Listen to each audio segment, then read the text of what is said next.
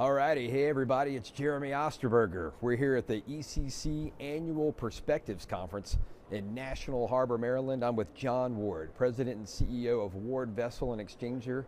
Jon, how's it going? It's going great, and I appreciate you inviting me up on the stage today. Man, on the big stage with Mr. Jon, it's a great day. So, Jon, talk about the conference. You've been here to the conference before. Yes, sir. Yes, all right. Yep. How many years have you been coming to ECC? So this is actually our second year with ECC, and it's been fantastic. Really enjoy the connections we're making here and being around all the different folks. Excellent. Jon, we're here in DC, so have you seen some of the city? Yes, we had the fortunate opportunity last night to get a private tour of the West Wing. That means you know somebody. We know somebody. Yeah, what was that like? It was great. It was fantastic. We ended up getting in around 9 o'clock last night and got to kind of walk through. Saw the situation room. Didn't get to go inside of it, but we were in the corridors outside, and then just being able to see the Oval Office and tapping your foot just on the wood to say that you've been in the Oval Office. Pretty cool. So it was a great experience, and just to think about all the discussions and plans and deals that have been made in that office over the years is kind of humbling to think about. When did y'all wrap up? How long was the tour? So we wrapped up around 10:30. Okay. So we had about an hour and a half tour. It's a good enough time? Oh yeah, it was great. Very cool, man. Well, thanks for sharing that, Jon. So Jon, for folks that aren't familiar with Ward, just get into a little bit about the history of the company and the services you provide to the industrial sector. Yeah, no, that's great. Yeah, my father and my uncle started the business back in 1982. They did a phenomenal job creating a good foundation for us. Current ownership, we've been running it since 2003, and we've been growing ever since. I had the fortunate opportunity in 2005 to set some roots in Texas. Yep. So we would always travel down there from Charlotte, North Carolina, and folks would say, "Okay, Jon, you guys do a phenomenal job, but why do we want to go to North Carolina when we can buy it in Texas?" Yep. So we went with the old adage of, if you can't beat them, join them. Gotcha. So we opened up a plant down there, and it's been a great 20-year run. Yeah. So we're sitting now, built a new facility in 2015, and right now we've got a 40,000 square foot expansion underway. That's right. So we're excited, been growing. Our main product in our niche is ASME code pressure vessels and heat exchangers. Gotcha. So we really focus on the design, fabrication, and repair of that type of equipment. Refining, petrochemical, what other markets do you play in, Jon?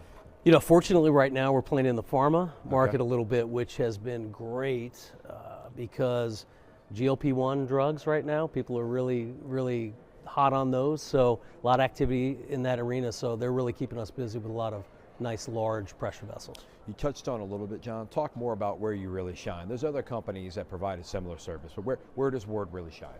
So we really fall back on what we call our 3 E's, and that's engagement, expertise, and excellence. We're fortunate being in Charlotte, North Carolina. We've got an extremely talented group of individuals that have long tenure with us. We've got engineering managers with 20 plus years, director of quality engineering, 25 years under his belt. A lot of our project engineers are 10-year, 15-year individuals. So we've got an extremely skilled and talented bench, and it allows us to really shine in excellence and in expertise. Where we really try to showcase is in that 3rd E, which is engagement.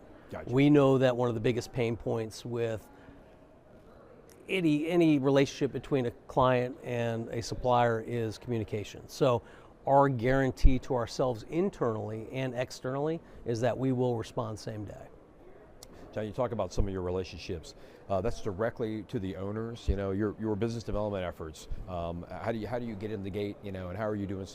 What's your process of generating business, and who are your clients? Yeah, so a lot of our big clients are in the petrochem industry. You know, we've got BSF and Advan6 and Eastman Chemical. A lot of the big players out there. We also deal with a lot of the EPC firms.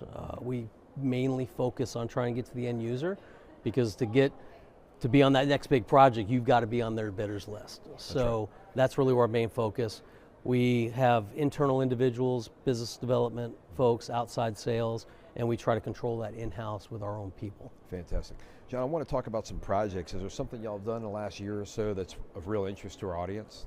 Yeah, we've done quite a few really interesting projects. One I kind of touched on a little bit is weight loss drugs. Yeah. That's hot right now. You got the Ozempics and Wegovy and We've been in that market. We've built 10 very, very large 17-foot diameter vessels so far for those projects.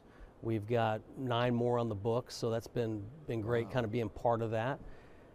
Some other projects we've just shipped out actually this week, a 250,000 pound heat exchanger with some associated loop piping on the reboiler aspect of it, and the whole assembly is roughly about 350,000 pounds. So that was fun to fabricate, challenging, very complex, and it was really nice to see it. These assets are going to stay in the U.S.? Or, yes. Yeah, okay, gotcha. All these assets are in the U.S. Very cool. Correct. John, there's you put out a metal market update, and you've been doing that for a long time. Talk about that a little bit, because my next question is going to be, where are we at in the metals market? Yes, yes. Yeah, we enjoy putting out that metal market update. We started that, I believe, in 2016. We sat around and said, how can we have that monthly touch point with all of our clients? And we landed on doing a metal market update. It's grown over the years. We've got 4 of us that contribute to it. Wow. So we try to really focus on what's going on in our market. Where's the nickel surcharge? How's oil pricing? Inflation. Where's inflation right now? So we want to hit those KPIs that are really affecting people. And then we also dive a little bit deeper into what the metal market is doing. What are lead times on seamless tubes, welded tubes, plate from the mills? So we try to get that information to our clients so that they can use that to better assess their projects and come up with good budgets. And John, where are we at? I mean, it's probably a hard question to answer, but what are we seeing right now in the metals market? It's flat right now. Okay. We're seeing things pretty flat. I would say tariffs, that's going to be a big discussion point. We're talking about it all over the place, and it's really around the uncertainty of where tariffs are. Gotcha. So we're really seeing nickel price flat. We're seeing oil flat, sitting a little bit above that $60 a barrel mark. So the commodities just aren't moving. The demand's not there right now, and it all boils around the tariffs. Gotcha. Folks need certainty. Yep. They don't know what their budget's going to look like. They can't plan for new projects because they just don't know what that end price is going to be based on where their items are sourced for those commodities.